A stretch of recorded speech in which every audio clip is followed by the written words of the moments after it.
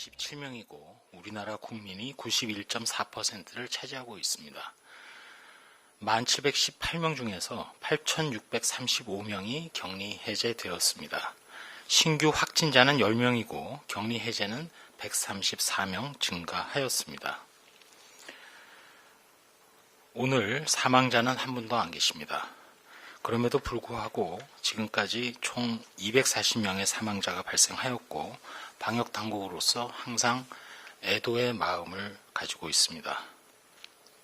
지역별 확진자 현황을 말씀드리면 해외 유입을 제외하고 10명의 신규 환자 중에서 6명의 지역 발생이 있었습니다. 대구에서 3명, 경기도에서 2명, 서울에서 1명입니다. 전국적으로 80.8%가 집단 발생과의 연관성이 나타났습니다. 지난 2주간 신고된 총 238명의 환자 중에 가장 많은 부분은 해외 유입으로 57.6%, 그리고 지역 집단 발병도 42명으로 17.6%를 차지하고 있습니다. 어제 신규로 확인된 해외 유입 환자는 4명이고 유입 국가는 유럽이 1명, 미주가 3명입니다. 국내 지역별로 집단 환자 발생과 관련해서 경기도 하남시에서 신규 확진자 1명이 발생한 데 이어서 접촉자 조사 과정에서 가족 2명이 추가 확진자로 확인되었고 현재 감염 경로 그리고 접촉자에 대한 조사를 진행하고 있습니다.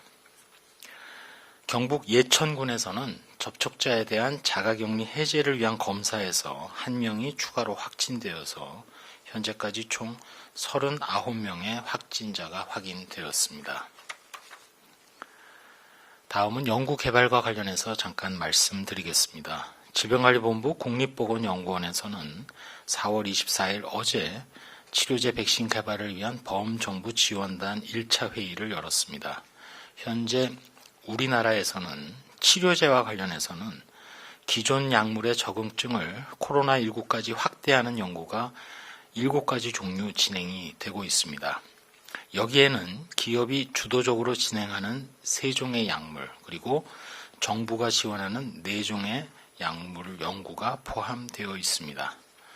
또한 이것과는 별도로 국립보건연구원이 기업과 협업하여 완치자의 혈액에 기반한 항체 치료제 그리고 혈장 치료제 개발도 진행하고 있습니다. 백신과 관련해서는 현재 플랫폼 기술에 기반하여서 후보 물질을 발굴하는 한편 민간에서 백신이 개발될 경우 이에 대한 효능을 평가하는 방법도 함께 개발하고 있다는 말씀을 드립니다. 주말을 맞았습니다. 중앙방역대책본부에서는 최근 들어서 확진자 수가 많이 감소하였지만 코로나19는 아직도 유행 중이라는 말씀을 드리면서 특히 주말에 종교시설, 유흥시설에서 사회적 거리 두기에 각별히 주의해 주시고 적극적으로 협조해 주실 것을 다시 한번 말씀드립니다. 온라인 등 비대면, 비접촉 종교 행사 활용을 권장하며 현장 예배 시에는 발열 체크, 참여자 간 거리 유지, 마스크 착용이 필요합니다. 또한 침방울이 튈 수 있는 행위, 즉 합창이라든지 구호 등을 자제해 주시기 바랍니다. 방역당국으로서 짧게 당부 말씀드리도록 하겠습니다. 코로나19 대응과 관련해서 오전 중대본 회의 때 총리께서도 말씀을 하셨습니다만 코로나19 대응에서 가장 큰 위험 신호는 방심이라고 말씀드리고 싶습니다.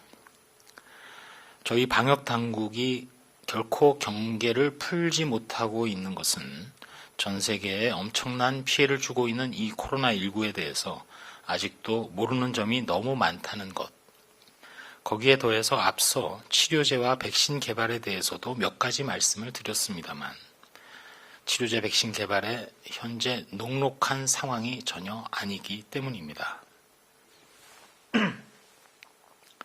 현재까지 치료 효과가 입증된 코로나19 치료제는 없는 상황입니다.